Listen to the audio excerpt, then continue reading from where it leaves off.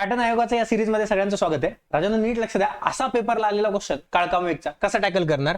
अरुणने एका दिवसात केलेले काम सचिनच्या एका दिवसाच्या केलेल्या कामाच्या अर्धे आहे. तसेच सचिनने एका दिवसात केलेले काम राहुलने एका दिवसात केलेल्या कामाच्या अर्धे आहे.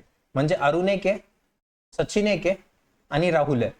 ठीक आहे ना. राहुल जेवढं काम करतो त्याच्या अर्धे सचिन करतो, सचिनचे अर्धे कोण करतो, अरुण करतो. ठीक आहे. मग त्याला 4, 2, 1 असं मानलं असतं. पण पुढे काय दिलंय बघा, जर राहुल एकटा ते काम 14 दिवसात करत असेल, राहुल जे ते काम 14 दिवसात करणार हा त्याच्यापेक्षा दुप्पट टाइम घेणार. म्हणजे सचिन किती दिवसात करणार, 28, आणि याच्या दुप्पट कोण करणार, अरुण करणार. कारण की अर्धा अर्ध काम करतोय म्हणजे टाइम दुप्पट लागणार. 28च्या दुप्पट किती, 56.